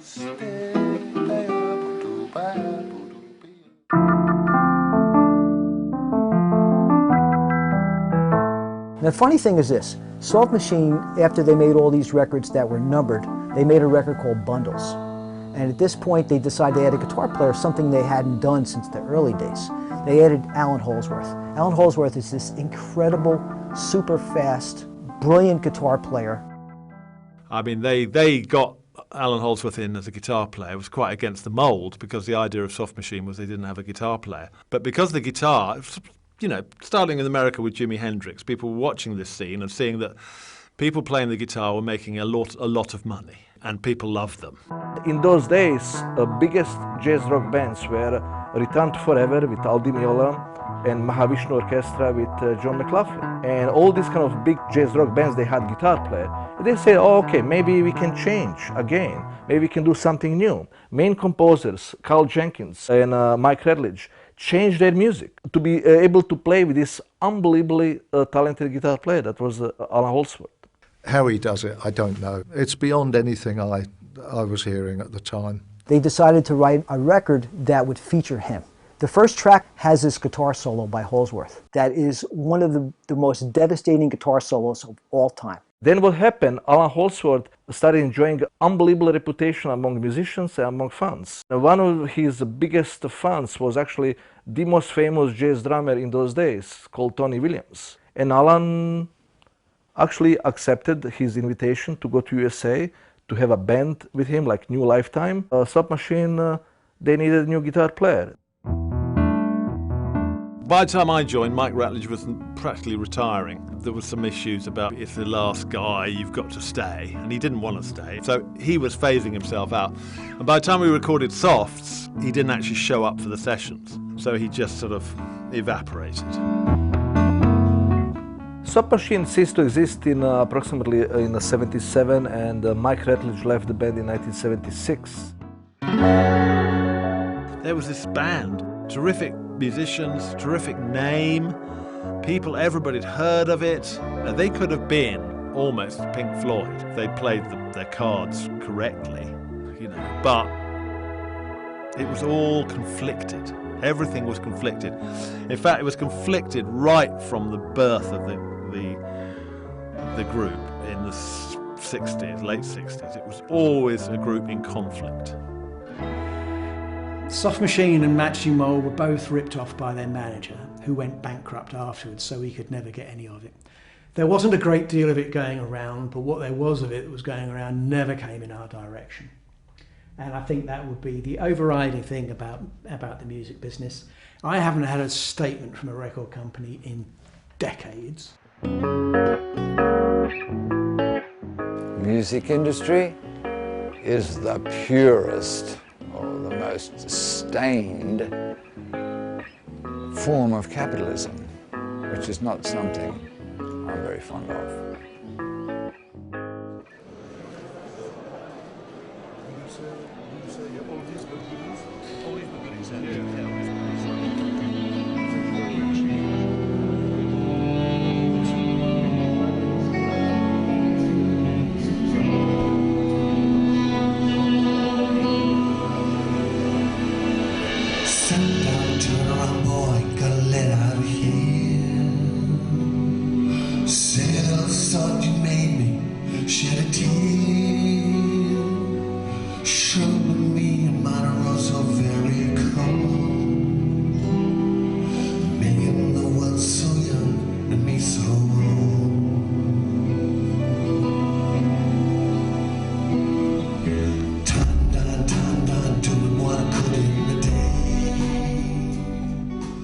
Caravan have been going 46 years this year. The 40th anniversary celebration was a nice little concert in London in a pub. We all received the gold and silver albums that we've been waiting for years and years, which was quite nice. Richard Sinclair was there.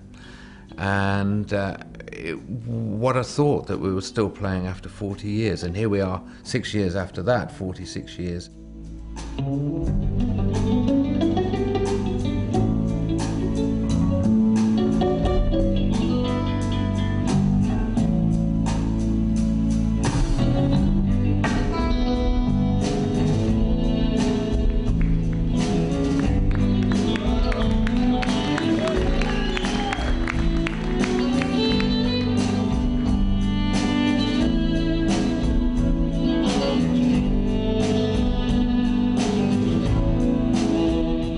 And I really do feel that Caravan has been glued together and held together by the armature, this core of Pi Hastings, this very important person who, in his stubbornness, his Scottish will ensures that it carries on, which is great, you know. Good old Pi. Long may he live.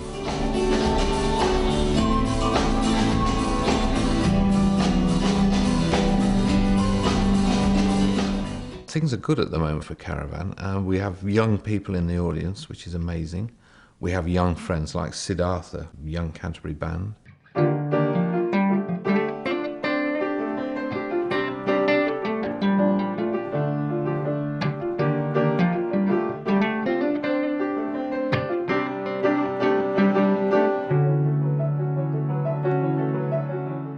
Some people think Siddhartha's one individual, but it's in fact 4 of us, so some people come out to the shows thinking they're going to find this figure. But we're a band from Canterbury. We spend a lot of time here in the studio in Welling, and we made our first record here, On and On. Yeah, we've been touring in England for quite a few years, and we've been seeing the gigs get bigger and bigger as we've been going, and a lot of people coming out. Just the interesting thing is that we started making the music that we're making before we actually knew about the bands from the city of Canterbury and Kent, and, you know, from that whole Canterbury scene. And then we really delved into their music and, you know, found this amazing sound. Brian Hopper, who's here with us today, he was responsible for introducing us to Pi Hastings from Caravan. And that's how originally we met them. We did a gig with them in Sandwich, which was brilliant. In June we went to New York and played our first show out there. It was a full room, and it went really well, and we got to explore the city as well. So, well, it was an amazing experience. Massive buzz, yeah. Yeah. Yeah.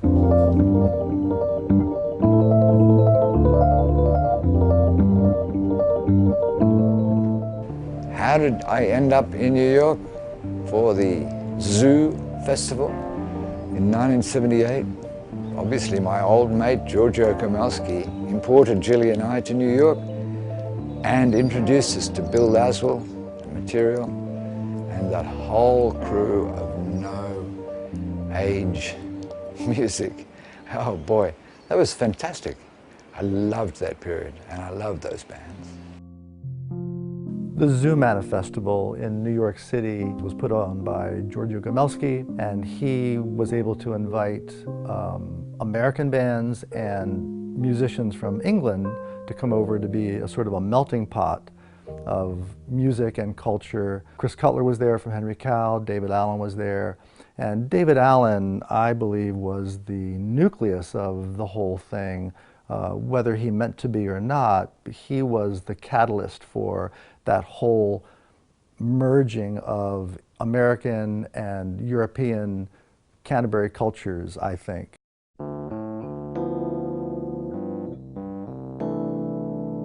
The Muffins were asked to be one of the American bands performing up there. We were extremely flattered. It was the first time that we had seen that many people sharing those same interests that we shared about music. We thought we were the only ones. When we got up there, the place was packed. The energy was incredible. For us, that was like Woodstock here.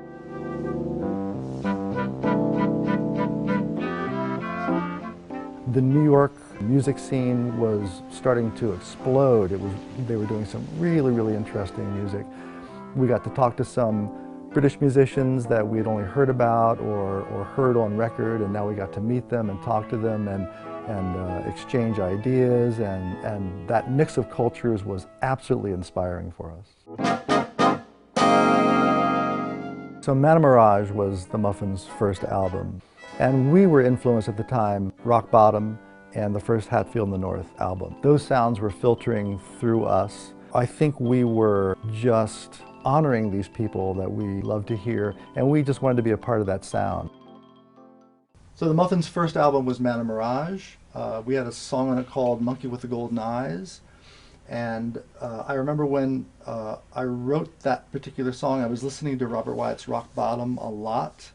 And this is a pretty obvious tip of the hat to him. I remember when I was playing it back to myself, I could hear his voice singing above it, like this little melody above it.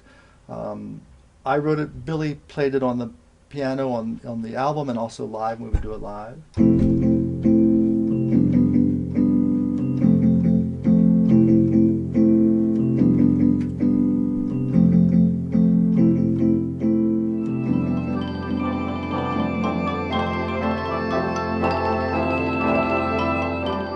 We thought for a long time that we were the only band that was playing this American Canterbury sound, but there were other bands that were starting to pop up around the country, Glass, However, and Happy the Man, who were just nearby in Virginia. But it seemed like a very small club that we were all in at the time.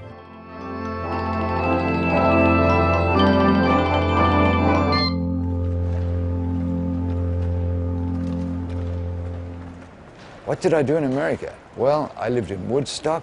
I hung out with Bill Laswell and Material, and we formed the band New York Gong. The album came out in 1979. It was called About Time. That was an interesting album indeed. And then I cut that album up in the little studio behind the house and made tape loops of it, which I turned into Divided Alien Playbacks. I then took on the road as a solo show, playing with the loops. Gong never really breaks up.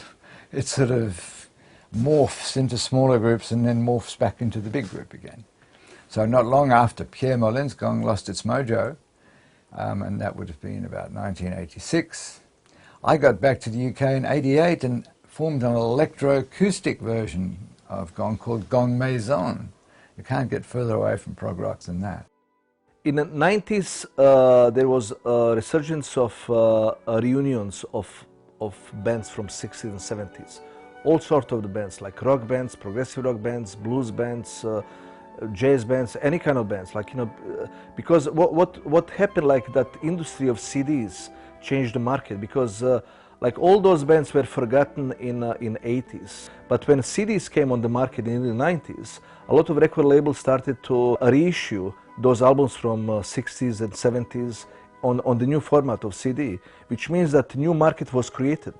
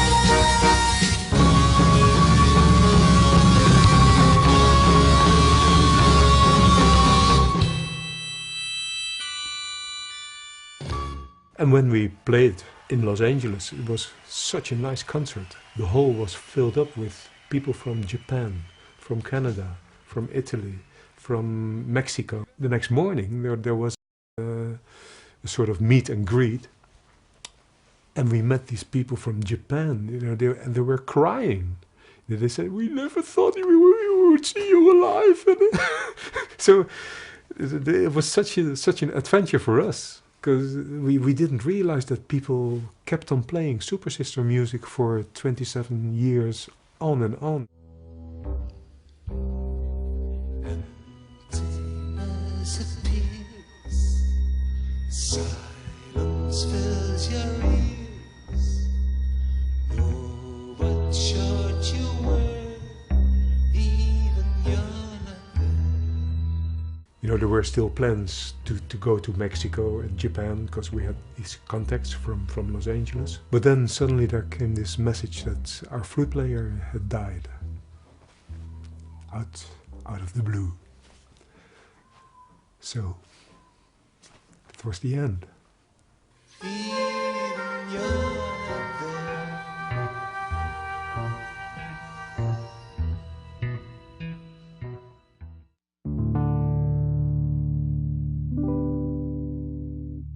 But in terms of Soft Machine, it's very difficult to talk about reunion. What Soft Machine? Which Soft Machine? Which period? It's very difficult to reunite these kind of bands with very complex history. Like Mike Ratledge, he doesn't play live since 1976, and he's not interested in any sort of performing or recording music at all. Then you have Robert Wyatt. Robert Wyatt left Soft Machine in 1971, and his music went to a completely different direction, which means that even if he do like Soft Machine reunion with Robert Wyatt, something that he will never ever do it, he's not really into that kind of music, because he's also a revolutionary musician who is always seeing things projected into the future. I don't want to be fossilized. I mean, I always had a problem with playing something that I'd already played, because I'm not a museum, you know. So there has to be a new reason for me to do something. I heard you whispering, I could not understand. I can't see or hear your silent song. You're reaching through the darkness.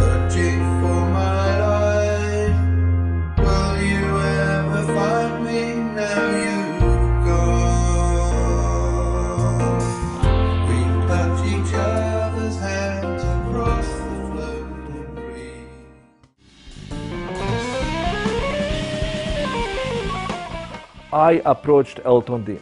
I spoke to Joe Marshall, I spoke to Hugh in February of 2001. I met legendary Alan Holdsworth. And I said to Alan, look, I have 3 geezers. Geezer is that English, how call like people, a geezer. You have 3 soft geezers from different periods of Soft Machine. Would you be interested in joining this project?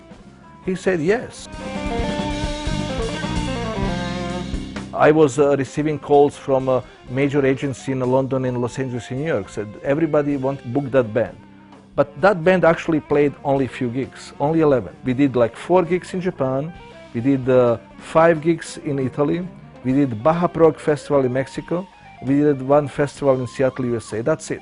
This picture was taken in Seattle at this Progman Comet Festival in August of 2002, when everybody came to that festival, like Kevin Ayers, Phil Miller in Cahoots, Softworks, David Allen from Gong, Gong, Gong, Gong, Gong, Pip Pyle Bash and his band.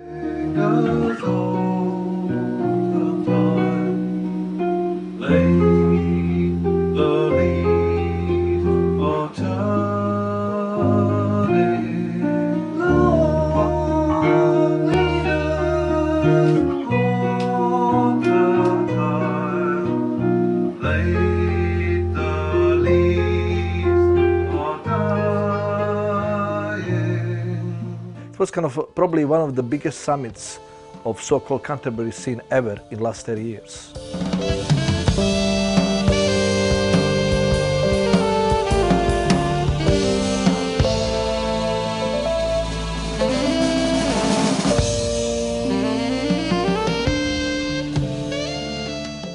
After Alan left the band, we hired John Ettridge, and we decided to change the name of the band to Soft Machine Legacy.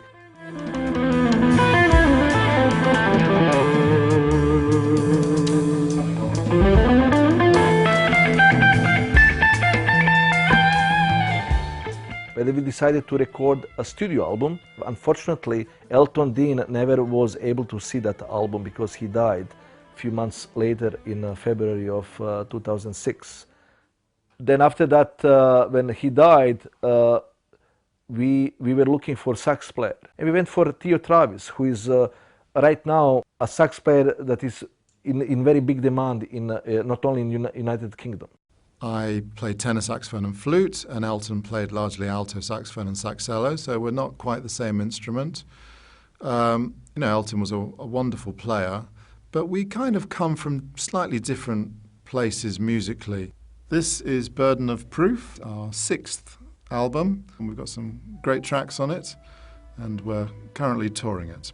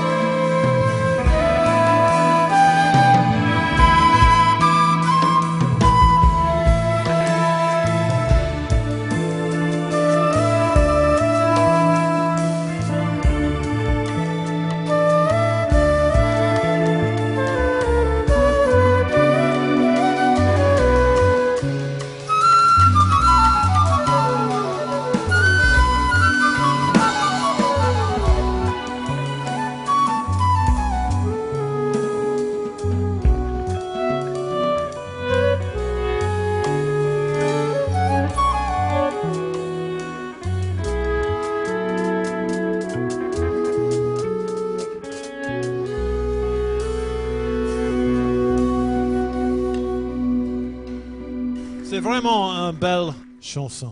Kings and Queens, Hugh Hopper.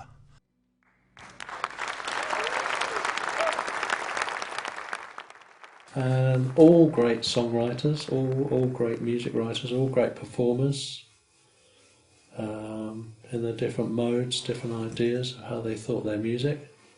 And it'd be nice to remember people like Hugh, who's not on the planet anymore, Hugh Hopper, and Pip Pyle, and Elton Dean, and Lord Coxhill, Steve Miller, Alan Gowan and Kevin Ayers all sadly left, but all wonderful players, and all you're able still to hear them all. Certainly I'm listening to them more now.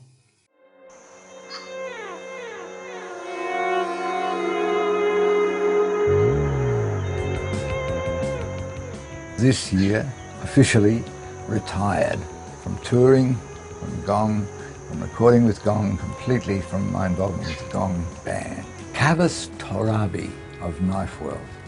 If you've watched this series, you'll have seen him before. He's taken over as guitar player and singer on the front line of Gong, and in the process, I think he maybe brought a little bit of the Cardiacs in there as well, but it sounds amazing to me.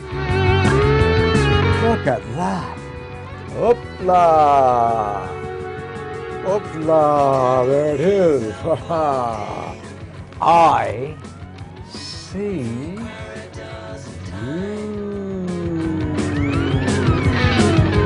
Active doctors calling, healing our fractured minds. I see you as a great big, warm, loving kiss goodbye from Jilly and myself. Everybody who was in the band composed something on that album. We all had a part in it. And all I can say is, Gong est mort! Vive la Gong!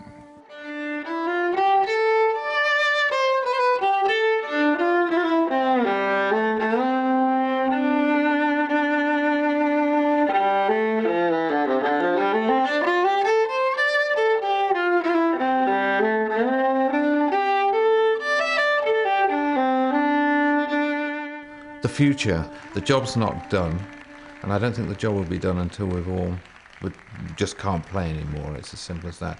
My intention certainly is to play on and on until I can't play anymore, and I think Pi's in agreement. The last album, Paradise Filter, which we paid for by pledge, we've discovered a whole wonderful new way of making records. We want to go straight back and make another one, actually, quite frankly. That's the contribution. You can't quantify it, but it must have had an influence somewhere, you know, because I've kept doing it. You know, when you do a concert, it's not just about the music, it's about the gathering of people, and they all have a nice time, have a drink, it's a little bit of a party, and they sit quietly and you play, or you know, it's loud or whatever it is, but I like that thing, and that music brings people together. Yeah. What is the Canterbury scene? You, the people that are watching this, hopefully you will be the Canterbury scene, because then it gives us a much better market for the palette of stuff that's all combined and linked together, and lovely there it is.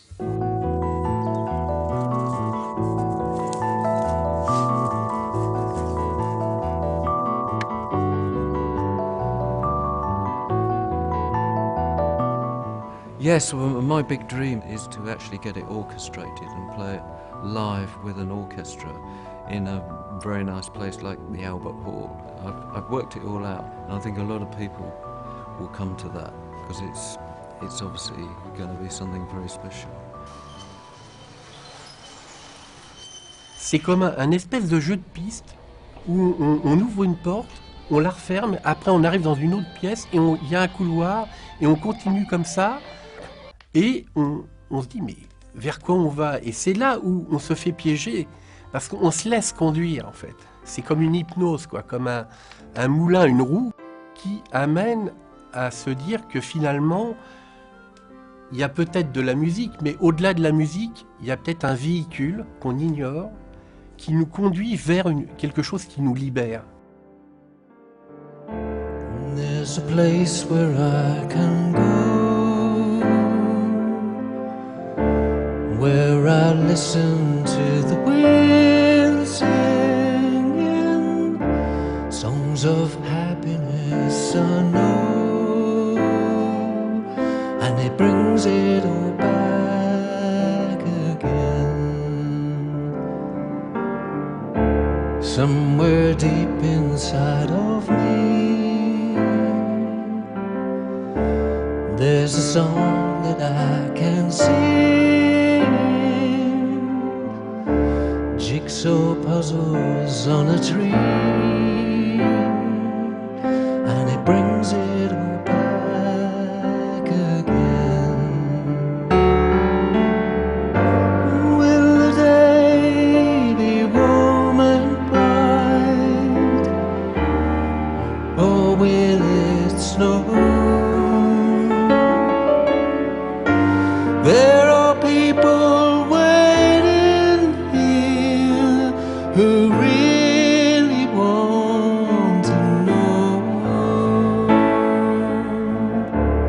then sometimes I think of wine, songs and laughter flowing free, people talking all the time, and it brings it all back to me. It brings it all back. Yes, it brings it all back. Yes, it brings it all back to me.